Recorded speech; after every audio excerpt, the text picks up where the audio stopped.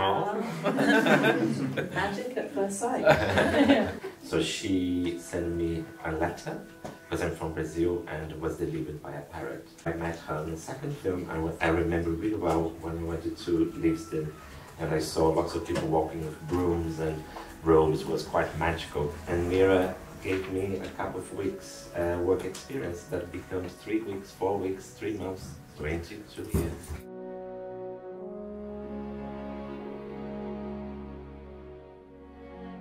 Of course, that was the gut feeling, and then it became evident through the work, because as we started to work together, we realised that we shared very similar values and ideas and dreams, and even past, when we talked about the things we did as kids, creatively they were very, very similar.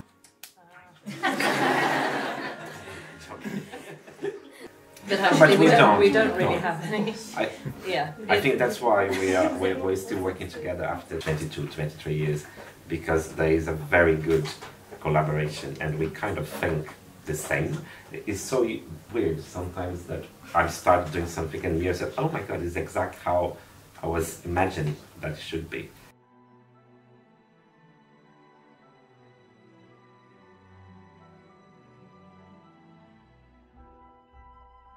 Typically, the role of a graphic designer is to build a world that is subliminal, actually, to the story. So it supports the story rather than leads the story.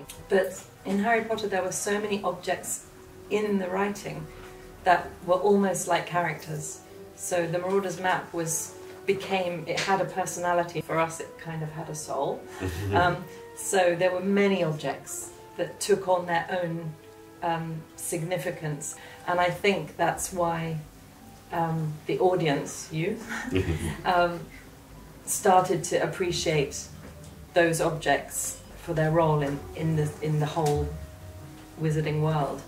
And then you discovered that there were people that did that. We were invited by LeakCon to go and give a talk in Chicago, and we never ever by that point spoke to any of the fans or been in any convention. They had like more than 1,000 people all waiting to hear from us, and we were also concerned that people would be asking about what is your relationship with Daniel Radcliffe, have you met Emma? And of course we met all those people, but people were, when we start showing slides of our work and showing all the books we designed for Hogwarts, especially Hogwarts and history, and everyone stopped and I started applauding. And we were like, we look at each other and said, what's going on there?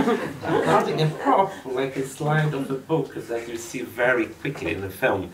And after, people came to us and said, I'm just like fascinated, I want to know how you created the Marauder's map. What was your reference? And it was so great to know that you guys were interested in those objects. We didn't no idea that they would become not as big as Daniel Radcliffe.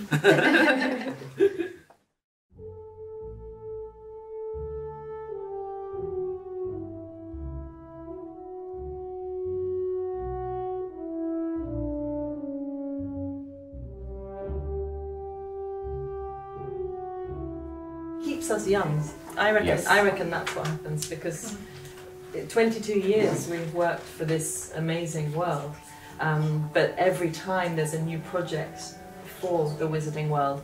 Designing the books was a completely new experience, even though it's the same world. But hopefully he's keeping us creatively on our toes. Yes. Yeah. I think we only had a few months of a break of the wizarding world until we got a call from the Universal Studios in Orlando, and so basically Hogwarts was saying, come back, you didn't graduate yet, so you have to carry on studying here Eternal with us. students. Yes.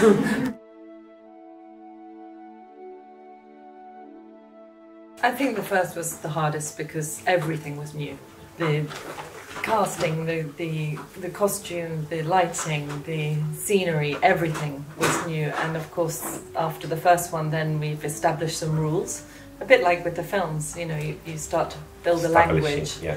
And also because we work as a team, there's several hands that are all trying to communicate the same language in the book. So I think it has it's like a rhythm. It's picked up a rhythm that is really good, and we're very proud of the latest one.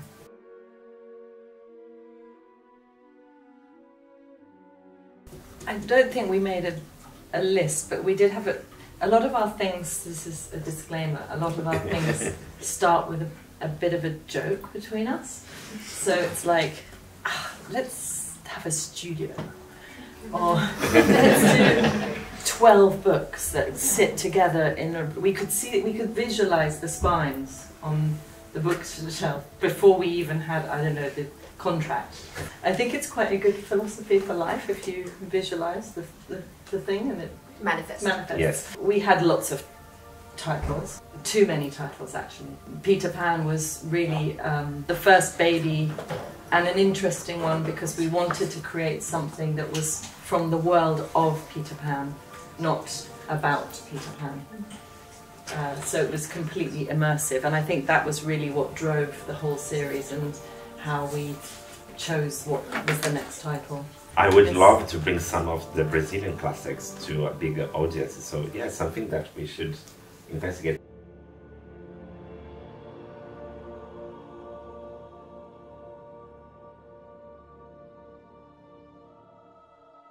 We have to say thank you to Peter Pan, that now we have the Harry Potter in the Mina Lima style.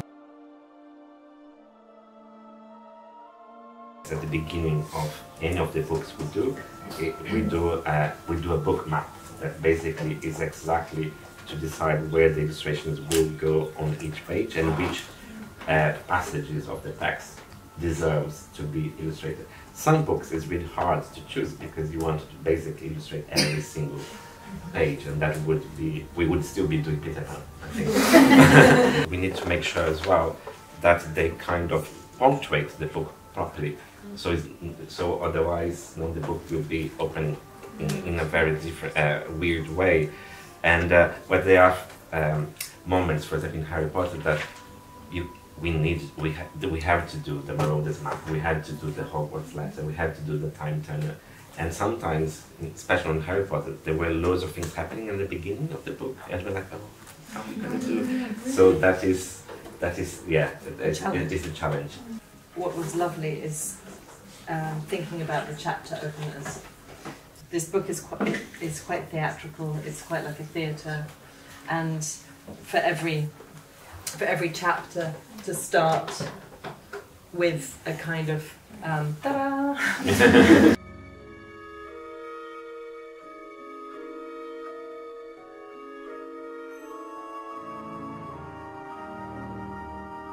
So we always, especially for the films, we work very much between handwork and the computer, and we try and always keep that that marriage strong, because one always supports the other and you can't do one without the other. For the film work there was a lot of hand making because we had to make as well. So we design the props and make them. But for the books, it's mostly sketching and then drawing on the computer. And of course, the inserts, the mechanics need to be cut, scissors, stick, turn, fold, and experiment until the printer is happy with the mechanics. We work with type like as if it's image or form, more than if it's just a digital tool for spelling a word.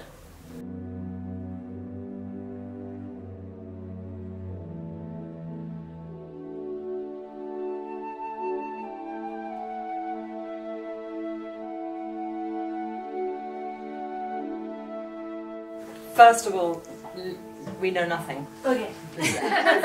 Amongst friends, you probably will hear before we do. This is how this industry works.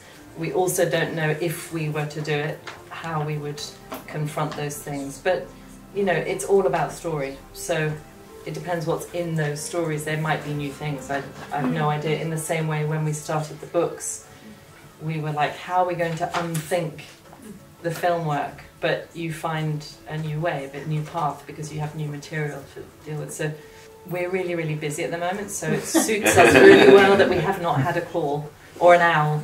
Do you want to see a new Marauders map? or should we keep the same one? Do we need to see a new Day Prophet? Do we need to see another Hogwarts? How? So it's going to be interesting. So I'm also curious as a fan as well. So we do have big plans for the classics. The classics will carry on. We can't tell which titles, and also we are working on 2 or 3 original stories. Oh wow! Yes. But with the ambition now to maybe be more than a book, be other things as well. Yeah. But yes, it's something that we promised to you guys, so now we are going to deliver. So just give us a little bit more time.